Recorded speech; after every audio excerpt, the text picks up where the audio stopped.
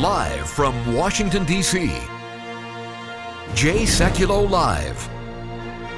Phone lines are open for your questions right now.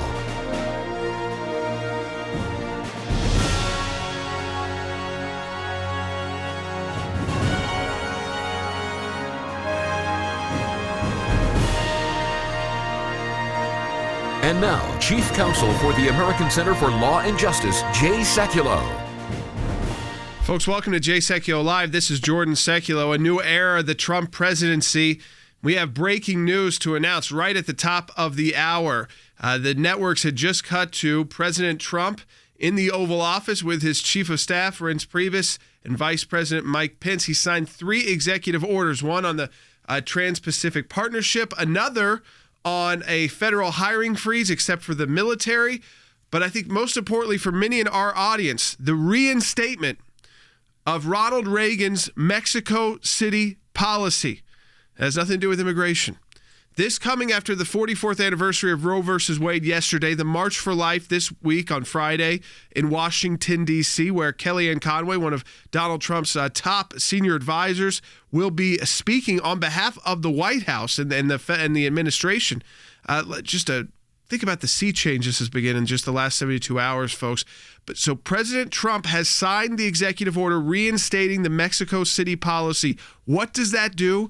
It bans federal funding of abortion overseas. So it means no taxpayer dollars can go to organizations like Planned Parenthood International that pay for abortions overseas. This is a very important first step. Obviously, we're working on the complete defunding of Planned Parenthood, but we told you there are things that President Trump could do right off the bat, immediately as president, to start that process. He's already done so when it comes to this important issue of life. So, Logan, again, to me, this is Donald Trump making good on his promises. We were talking about our meeting today. Will he make good on the promises that are on some of the social issues, which are not necessarily always his top agenda items, like jobs? He was mostly excited about, security. Obviously, the pulling out of the Trans-Pacific Partnership, understandably. But things like reinstating the Mexico City policy, that's how you begin a pro-life presidency. Right, and it is sort of become a tradition, sadly, that when a new president comes in from a different party, that it does flip-flop. So we've seen Bush signed into place, then Obama reversed it. Now Clinton had taken it out. So it goes back, but it's a strong first step, saying it's because it's something they can immediately take an action to do. So this is the Mexico City policy back in effect. And this comes, again, after all those marches, which, by the way, though they say they were pro-women's marches, they were in fact Planned Parenthood marches. And here's just email proof I'm showing to our Facebook and Periscope audience. The organizing that went out was all done by Planned Parenthood, sent by their locals, their city chapters. This was a protest for abortion yesterday across the world, and Donald Trump has countered this morning by reinstating the Mexico City policy. It's right, these pro-abortion activists should be scared. Right, and many of the people that were out there, even feminists that are extremely liberal who are pro-life, were banned from marching, or where their organizations were banned. So that shows you what the real statement was. And let's not forget, both the House and the Senate have referred Planned Parenthood for criminal prosecution, and the DOJ is no longer in charge of Loretta Lynch. Folks, we need you to fight now for life, harder than you've ever fought before. We've got a pro-life House of Representatives, a pro-life Senate, and a pro-life president. We need to get the bill to defund Planned Parenthood on President Trump's desk. He will sign it, but we've got to get it there. Go to aclj.org or call now and sign our petition to defund Planned Parenthood at 877-989-2255. That's a toll-free number, 877-989-2255, or sign at aclj.org. We'll be right back. The fight to protect life is intensifying. Now, with the Trump administration at the helm, efforts are ramping up to defend life and defund Planned Parenthood, the nation's largest abortion provider. In reality, what abortion is the taking of an unborn child's life. Planned Parenthood receives hundreds of millions of taxpayer dollars each year. And at the ACLJ, we're working with the Trump administration and members of Congress to stop the flow of taxpayer dollars to Planned Parenthood. America will look back on this season in history and will be mortified about what happened in the abortion industry.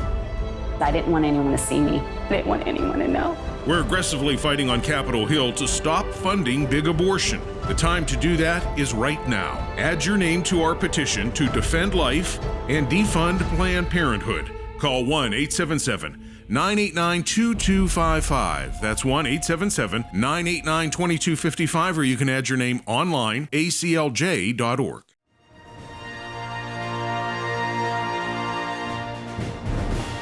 Hey, welcome back to Jay Sekulow Live. This is Jordan Sekulow. For those of you maybe just joining us, I just want to announce for everybody we have breaking news today. President Trump signed 3 executive orders. The networks cut to it this morning, right before we went on the air. So about 11:58 a.m. Eastern time, and it was good timing for us at the ACLJ and for Jay Sekulow Live. One was on the U.S. withdrawal of the Trans-Pacific Partnership. Big deal. It is. I mean, it's a big deal economically for American workers, and again, a lot of these will be renegotiated now. These plans. The second was a federal hiring freeze, except for the U.S. military. So again, important for the control of the size of the U.S. bureaucracy, the U.S. government. And number 3, very important for the pro-life community, the reinstatement by executive order signed by Donald Trump, President Trump, of the Mexico City policy, which prohibits U.S. funds, that means your taxpayer dollars, from going to organizations internationally that provide and promote abortion. We've got on my phone my dad with us right now, Jay Sekulow, because a victory for the pro-life community this morning just happened, literally about 11:58 a.m. Eastern time. President Trump in the Oval Office signed 3 executive orders. One of those executive orders, Dad, was the reinstatement of the Mexico City policy. Yeah, and this is a big deal, and this is a big win, and it's just the beginning. As you said, this is something that prohibits organizations getting federal funds from funding abortions overseas. That the Obama administration, on their first day in office, they reversed this longstanding policy. And Donald Trump said his first official day in the office working would be Monday, and he reinstated it. So this is a big step, a big first step, because the reality is, I really think, and we're going to have to work hard on this, but I really think that in the next 3 months, we can see the defunding of Planned Parenthood, which frankly would be as big or bigger than a Supreme Court case on the issue of abortion, because so much money is involved. So this was a big win, a significant win for the pro-life movement. It's the first step, as I said, but it's an important step. And the fact that it comes in literally the week of you've got the March for Life going on in just a few days, and I think it sets a tone. Look, the president also removed the United States from the TPP. He said he was going to do that as well. For a lot of people, that's a big issue as well. But for us in the fight for life, and the support and protection of unborn children, this was a big, big win, not just from a policy standpoint. This was one, Jordan, you and Than know this very well. From an implementation standpoint, this is a big deal. Yeah, that's right. I mean, what it does, just so we're very clear about this, the Mexico City policy was started by Ronald Reagan, and as Logan was saying, kind of flips back and forth depending on if we have a pro-life or pro-abortion president. But it's a government policy that requires all foreign non-government organizations. That includes like Planned Parenthood International. We have those at the ACLJ, our foreign affiliates, that receive federal funding. So if you want to receive federal funding to provide overseas aid or work, and there's billions of dollars that go into that world, that those organizations must refrain from performing or promoting. So it's not just the actual abortion providers, but those who even promote abortion services can then not even apply for. You are excluded from applying for U.S. funding for your overseas work. I mean, it's broad, and then when you add to that the codification, I've got it in my hands right now, H.R. 7, it's being dropped by Congressman Chris Smith tomorrow. We have the Hyde Amendment in the United States, which is usually an amendment, a rider to legislation each year, which prevents federal funding going in the U.S. to pay for abortion. So that's the domestic, your taxpayer dollars paying for actual abortion procedures. This is now going to be codified into law. Right. This is step 1 and step 2. So step 1 was reversing and reinstating the Mexico City policy. That is a big step forward. As you just said and said correctly, it's not just policy, it's actual dollars and advocacy. So that's number 1. Number 2, Congressman Smith, who's a good friend of ours, we've worked with him very closely. Congressman Smith is putting forward legislation that will make the Hyde Amendment law, because the Hyde Amendment, as Fan knows, has just been a rider. And this allows for the ability, and this is just step 2, the ability for the American people to make sure their money is not going to taxpayer-funded abortion. Step 3 is going to be stop the funding of Planned Parenthood. I defer to Fan and you on the scheduling of that, but I think that's going to be in the next 90 days. And frankly, as I said, I think that's as big, frankly, as anything. That's as big as a Supreme Court case. And that's a big battle, because in the U.S. Senate, you still have the filibuster, a hurdle to overcome there. We will really have to organize, and it's why we're asking people to organize right now and sign the petition at aclj.org. So some major pro-life victories right in the beginning of the Trump presidency.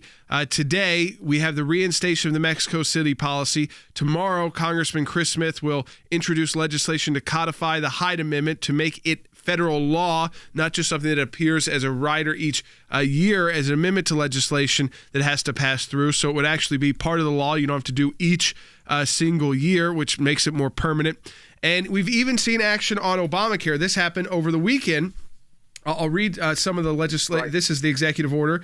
To the maximum extent permitted by law, this was signed by President Trump, the Secretary of Health and Human Services and the heads of all other executive departments and agencies with authorities and responsibilities under the Affordable Care Act shall exercise all authority and discretion available to them to waive, defer, grant exemptions from, or delay the implementation of any provision or requirement of the Affordable Care Act that would impose a fiscal burden on any state or a cost, fee, tax, penalty, or regulatory burden on individuals, families, healthcare providers, insurers, patients, recipients. I mean, this covers everybody. This is the end of the individual mandate, Dad.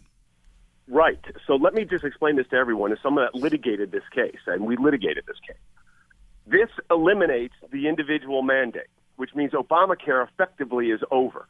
Now, what that does not mean is that your pre-existing condition coverage is out the door. It doesn't mean that. It doesn't mean that keeping them children on to the age of 26 is out the door. It doesn't mean that. What it means is that now you're going to see legislation on the repeal and replace very soon here. Plans are already coming forward.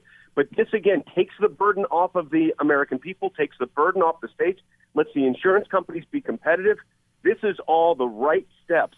I think you're just seeing the beginning of this. And frankly, there's also, we're not going to talk about it today, but there is a lot of discussion going on about Israel and Jerusalem. Netanyahu already invited over to meet with the president, so that's a very positive development as well. All of this looking very good. Before we take your phone calls, I want to play you a portion of a trailer of our ACLJ documentary, Abortion, Inc. In a landmark ruling, the Supreme Court today legalized abortions. I still remember staring up at that bright light and counting backwards from 10. In reality, what abortion is the taking of an unborn child's life. I didn't want anyone to see me. I didn't want anyone to know. You're destroying the unborn and committing murder. This really is a filthy business. America will look back on this season in history and will be mortified about what happened in the abortion industry.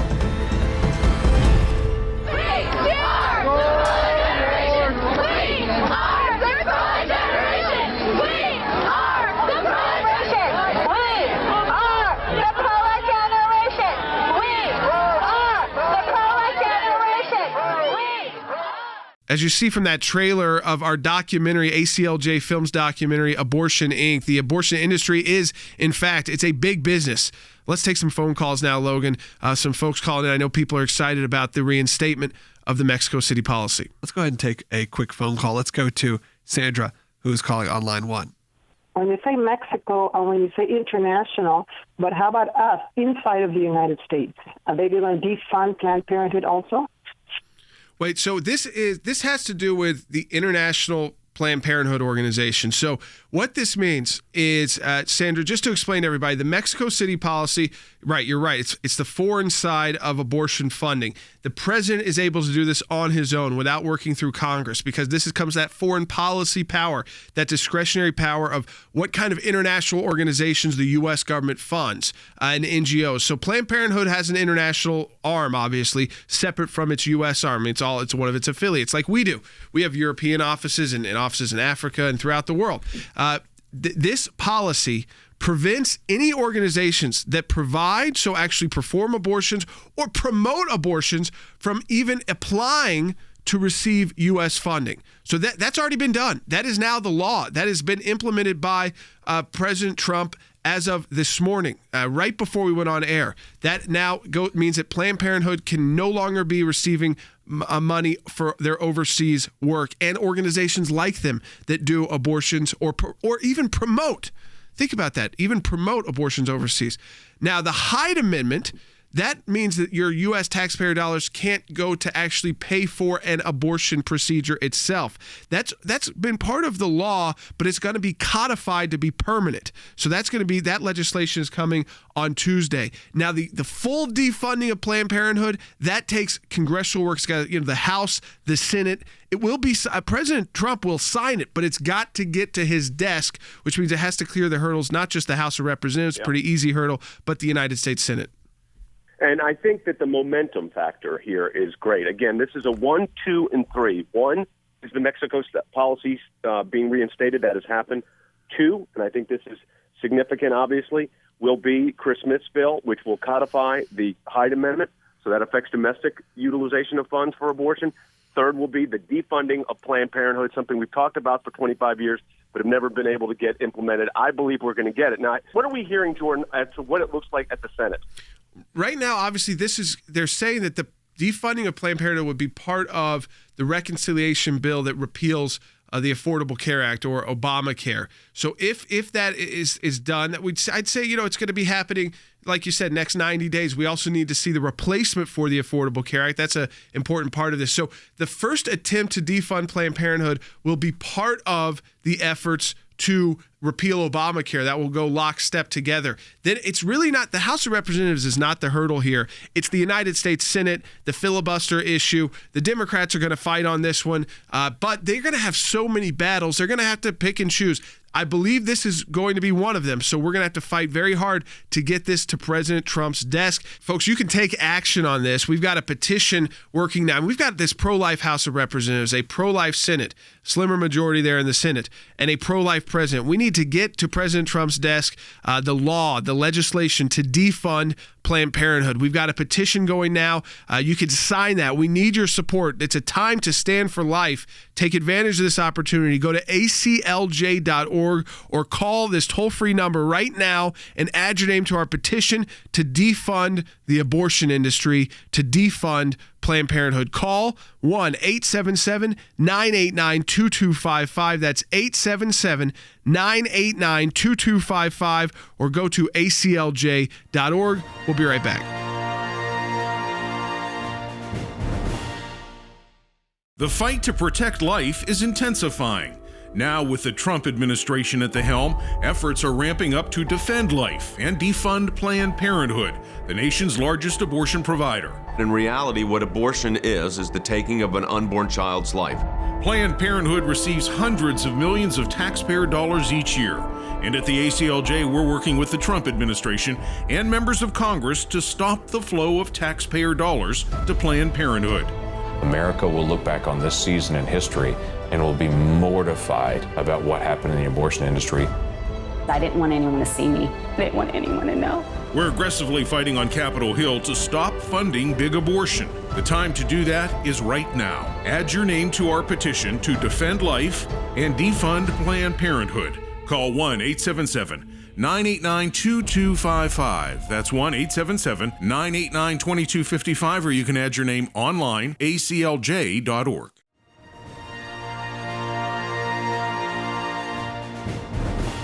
One more time, just to let everybody know, important news, breaking news, really, still as of this hour.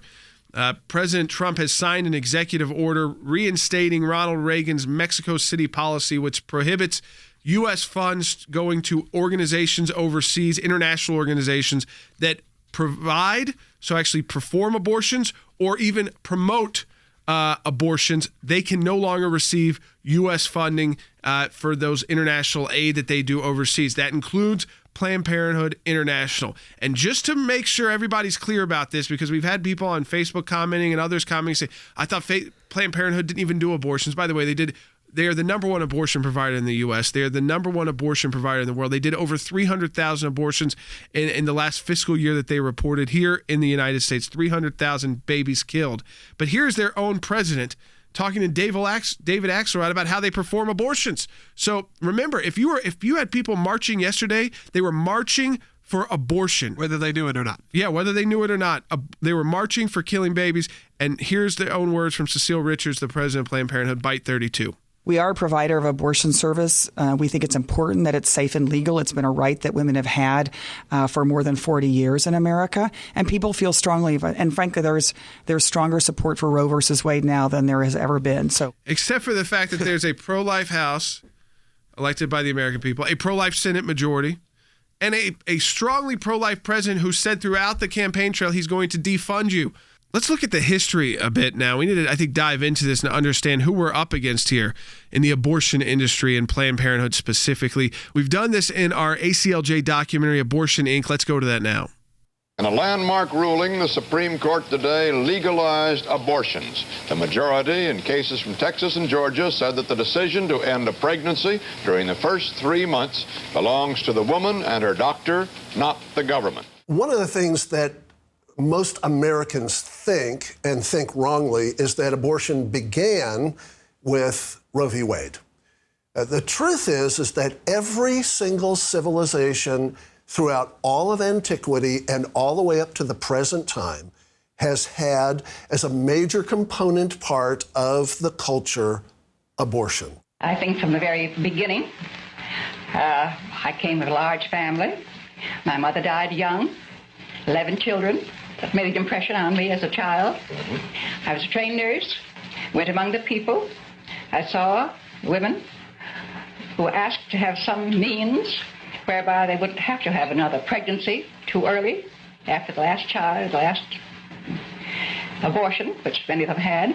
So there's a number of things that are one after the other that really made you feel that you had to do something. At the end of the 19th century, the beginning of the 20th century, there were a number of revolutionary figures who wanted to remake the world as a kind of revolutionary challenge, to remake it in a kind of pseudo-scientific fashion. They wanted to usher in Tomorrowland. Planned Parenthood and Margaret Sanger, who was the founder of that organization, were eugenicists.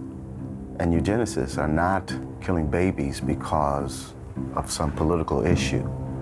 They are on a mission to purify. Planned Parenthood began as a eugenics movement. This was to create the superior race. And the target of Planned Parenthood were those that they deemed to be less desirable. And they viewed the minorities in our communities as the least desirable. She believed that sexuality is a powerful engine to drive social change.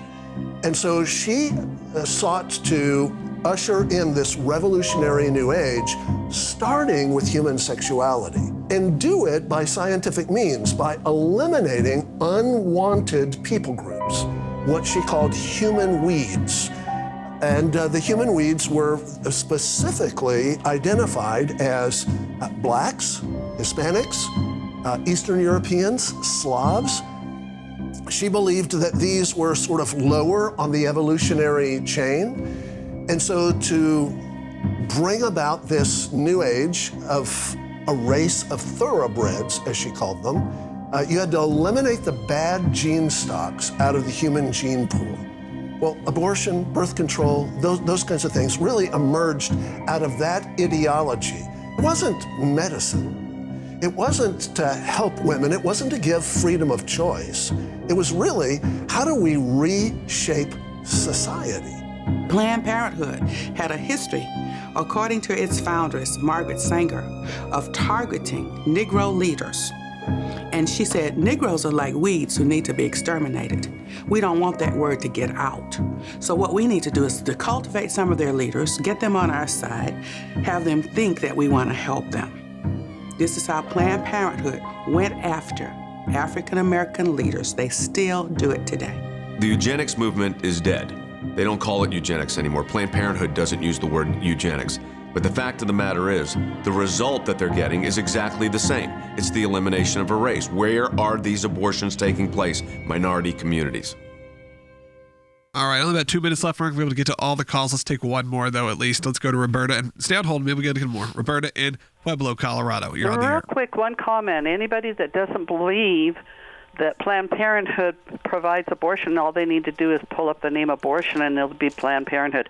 My comment or question today is, weren't some of the foreign countries forced to start abortions to receive U.S. funding in other areas? There was listen, part of the Obama administration, we don't need to focus on the Obama administration too much anymore, but part of their policies were obviously for U.S. aid to come, they were promoting abortion overseas. So they wanted countries to change. They would advocate for more, less restrictions on abortion procedures in countries that did not necessarily want to go that route, but they would use that as kind of an unfortunate analysis, like a carrot and a stick. You liberalize your abortion laws, you pull those restrictions, and we'll provide more U.S. funding. But again, those are the old days. We're in the new days now. Yep. All right, let's try to get one more call in. Let's go to Jennifer in Baltimore, Maryland. Hi, Jennifer. Hi, Jordan. Thank you very much for taking my call. I'd like to clarify some concerns about defunding Planned Parenthood, and I have a question about private funding. Sure. So if 1 million women will march in Washington, why won't they reach into their own pockets and privately fund Planned Parenthood instead of demanding funds from opposing taxpayers? What can you tell me about the private funding that Planned Parenthood receives? Yeah, so Planned Parenthood gets about half of its budget from us, from the federal taxpayer. That's about $500 million. They raise another $500 million. That's just in the U.S. So their total budget's about $1 billion. So they do receive a lot of independent funding annually, $1 billion a year.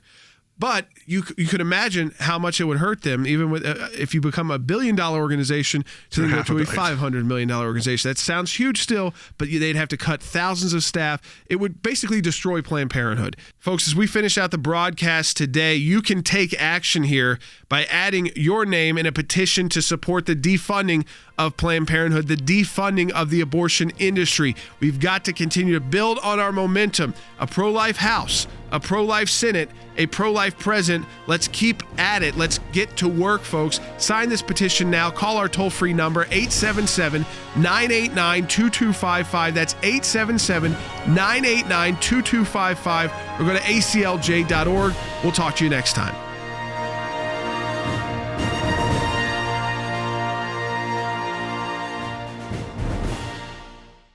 The fight to protect life is intensifying. Now, with the Trump administration at the helm, efforts are ramping up to defend life and defund Planned Parenthood, the nation's largest abortion provider. In reality, what abortion is the taking of an unborn child's life. Planned Parenthood receives hundreds of millions of taxpayer dollars each year. And at the ACLJ, we're working with the Trump administration and members of Congress to stop the flow of taxpayer dollars to Planned Parenthood. America will look back on this season in history and will be mortified about what happened in the abortion industry. I didn't want anyone to see me. I didn't want anyone to know. We're aggressively fighting on Capitol Hill to stop funding big abortion. The time to do that is right now. Add your name to our petition to defend life and defund Planned Parenthood. Call 1-877-989-2255. That's 1-877-989-2255, or you can add your name online, aclj.org.